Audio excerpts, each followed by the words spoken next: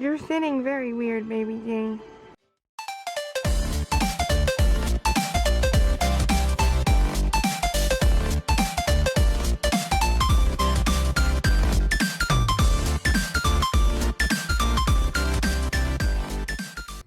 Hi guys, it's Crystal, and today we're going to do some Holly Jolly Holo berry nails. Actual nail art. Can you believe it's happening? To start this mani off, I'm using my Ready for Takeoff Peel Off Base Coat. It's my go-to. I'm going to use 2 layers, but I'm only going to show myself applying 1 because that would be boring to have to watch twice. For my base polish, I'm using Holo Can You Gold from Dom Nail Polish. This is a really pretty kind of bronze gold base, and I felt like it went really well with the colors. I tested out a couple other golds and I didn't like how they were going with the red and the green I picked for the Holo berries, so I went with this one. And I just called them Holo berries instead of holly berries. I've been calling them Holo berries for 2 days now as I wear this design. I think I'm getting it mixed up in my head. Once I've got my base color down, I'm using my Simply Peel from Bliss Kiss. I went ahead and ordered some more of this at their Black Friday sales because I caved. This pulls up easier than any of the other ones I've tried out, and I couldn't help it. I got tired of having to yank and play around with the edges of my latex barriers to try and get them to pull up with my tweezers. I couldn't take it. I just needed one I knew was going to work. While I let that dry, I'm pulling out my B34 Deck the Hall stamping plate from What's Up Nails and my Vibin stamping polish from Twinkled-T. You guys know that Twinkled-T is my go-to for stamping polishes, and you can save 10% off all Twinkled-T products with my code SERIOUSLY. And I'm going to use my extra large clear stamper from Twinkled-T because it's my favorite for reverse stamping designs. I say that all the time, but it's true. I like being able to see like from every angle where I'm stamping the design of my nails. Once I've pulled up my image here, I just kind of flipped it over, checked, make sure I had nice, crisp, clean lines, which I did. And then I'm going to use my crystal dotting tools from Twinkled-T to color it in. For the berries, I'm using Ruby from Dom Nail Polish. And as you saw, there were 2 dotting tools shown in that little preview. I am using here the larger of those 2 tools just to dab in and color in the berries.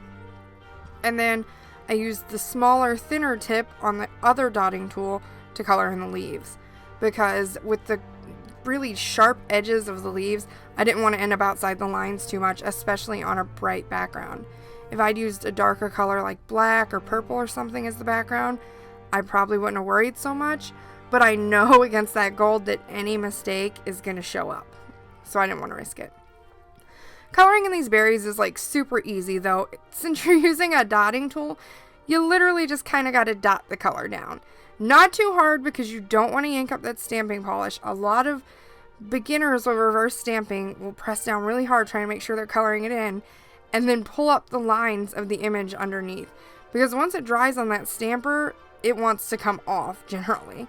And if you do it too soon while it's wet, it's a lot easier to pull up too.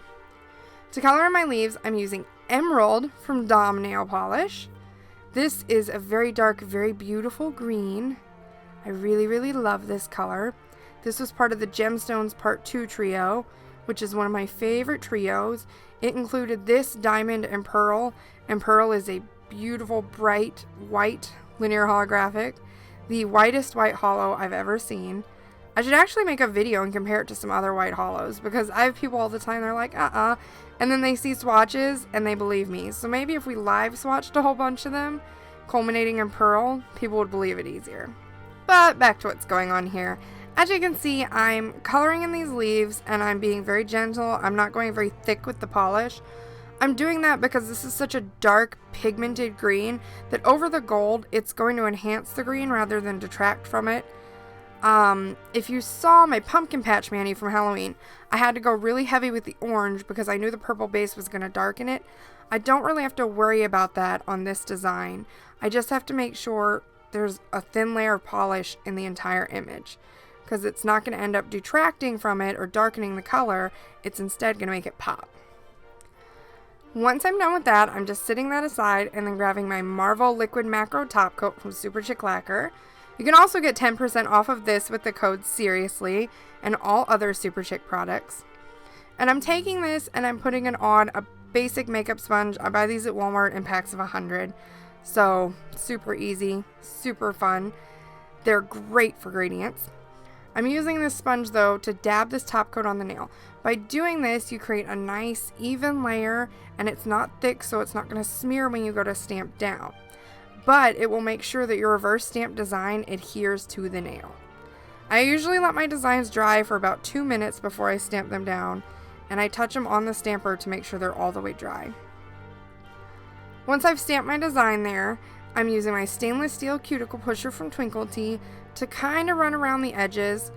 I like to take this around the edges, just kind of rub it down and make sure everything that's really thick and might pull something off the design is kind of cut off. That way, when I go and I remove my cuticle protector, I don't end up yanking part of the design up or even possibly pulling up the entire thing off the nail because I did use a peel-off base coat. I'm going to do off-camera cleanup with my number 2 cleanup brush from Twinkled-T. They've actually released a new cleanup brush, which you guys will see in my next video. And once that's done, I'm left with this gorgeous design. I'm going in with my Marvel Liquid Macro Top Coat again, and as you can see, I'm using a bit of a thick layer.